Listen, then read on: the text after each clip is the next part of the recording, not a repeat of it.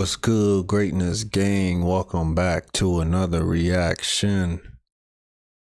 But I'm a little bit upset because you all informed me about Elvis, but you didn't inform me about the other Elvis. Elvis Costello? Who is that? Why didn't you tell me about that, Elvis? You told me about Elvis Presley, but not Elvis Costello. So now it's time for me to find out who this gentleman is. And is his music as good as Elvis Presley's? So I got an interview clip we're going to watch to know a little bit about him. And we're going to react to his song called Allison. Subscribe to the channel, like the video. Let's go. Teach me about songwriting a little bit, because I have to go home and write a album. I'm sick of this Come bullshit. on, you know you're just aching to change places with me. Well, really. I am. I mean, who doesn't want to be a rock star? Isn't it the greatest? I just always wanted to be sort of like a radio personality. That's really what I've been working towards. But Elvis, isn't it a great experience in life to be able to stand on a stage with a guitar? It's so cool, and to have great songs and watch people mouth them along. I would think, is there a better high than that? Well, of course, it's curious when people, after so many years, want to hear the song you started out with.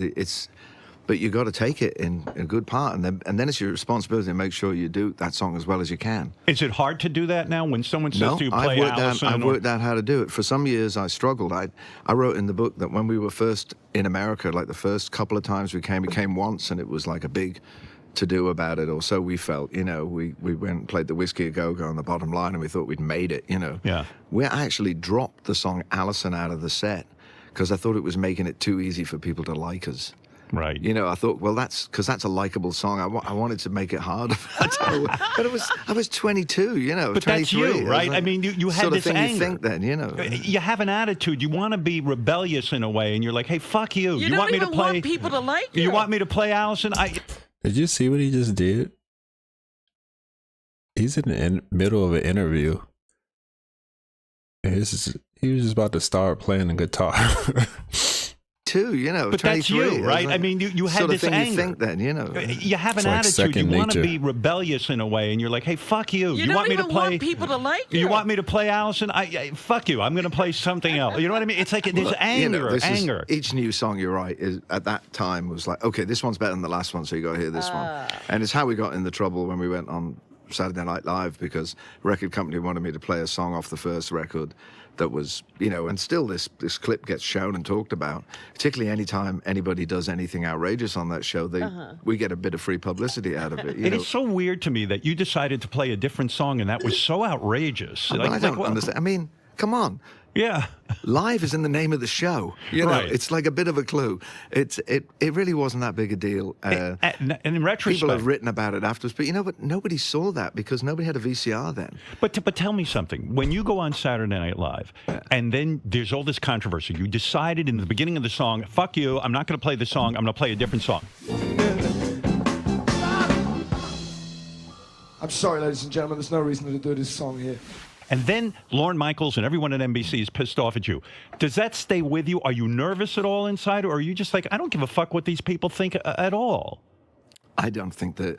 Lorne says after the fact now that he didn't really care what we did. My scrap was really with the record company because they were going on about this one song I didn't think we needed to play. Right. And we just did what we wanted. And yes, they went, oh, you'll never come in here again. And they didn't go on TV for a couple of years. But, you know, people think I'm still banned. I was on the show 12 years later. I was on the 25th anniversary show with the Beastie Boys, for heaven's sake, doing a skit based on that night. At that time, because you were a young guy and it seems like it's such a big brouhaha, you didn't sit and sweat that. In other words, you didn't sit there and get nervous that you ended your career or something. No, we were back on the plane to England, and we had a couple of days off, and we had another 20, 30 shows to play. You laugh it off, right? It's just like, hey, screw you. Well, I mean, it was everything everything, you know, we were in our own little place and getting the bus and drive away, you know. Isn't it amazing, Elvis, that those things that are controversial at the time are the very thing that, like, now that clip is always played? Like, that's the thing that defines you on Saturday Night Live. Yeah, in some ways, that's what the shows want, is moments that stick out, you know. But of course, it's a bit different now, because if you did something like that, it would be on social media the next day. Right. Then it was just what they wrote about in the paper, Yeah. and people said hearsay. And if you added up all the people that claimed to have seen it, they, you know, they would have filled Madison Square Gardens. I don't know that many people could have been watching, you know. I just got to say, like, it's always funny and crazy when artists do quote unquote controversial things like that. In the moment, such a big awe or wow, people are shocked, or like the record labels or the media are shocked. But stuff like that is actually what draws long lifetime fans to people like that. The fact that they don't give a shit about certain stuff like that, and they like, hey, this is our art, we're gonna do it our way. Like artists like Rush, artists like Prince. Now I see an artist like Elvis Costello. Yeah, I respect people like that. So let's get into the song that he didn't like playing, Allison.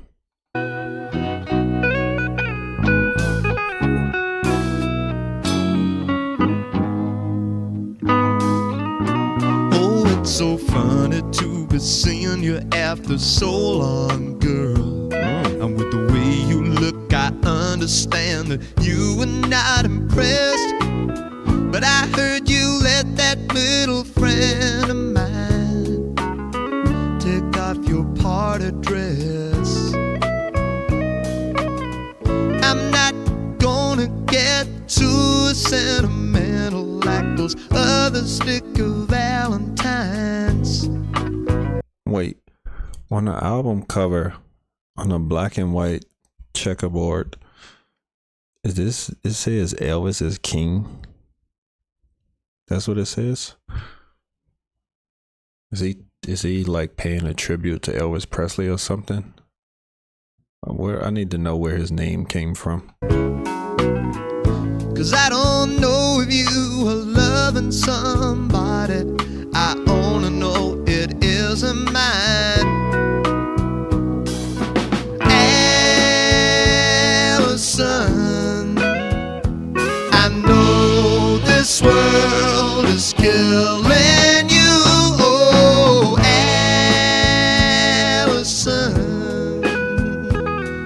Allison. My aim is true. Shout out to Allison. Well, I see you got a husband now. Uh-oh. Did you leave your pretty fingers lying in the wedding cake? You used to hold him right in your hand. I bet it took all he could take. Sometimes I wish that I could stop you from talking when I hear the silly things that you say. I think somebody better put out the big light, 'cause I can't stand to see you this way. Allison, I know this world is killing you. Oh, Allison, my aim is true. My aim is true. My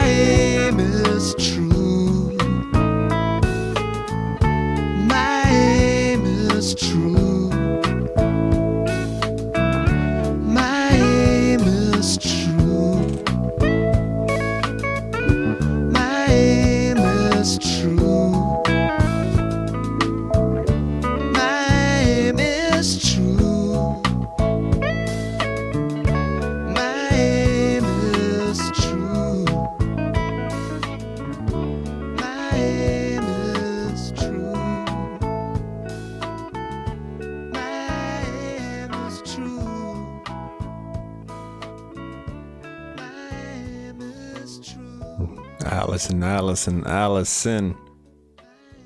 Elvis Costello. You know what I notice? Anytime a song, especially like from long ago, is named after a woman, the song is always great.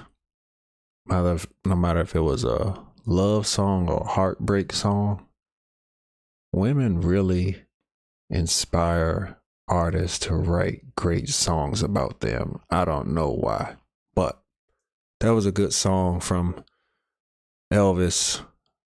I need to hear more of him. I didn't expect him to sound like that. I love stuff like that. Soulful, nice, very soulful. Let me know what I need to react to next from this gentleman. Thank you guys. Subscribe to the channel. Love you all.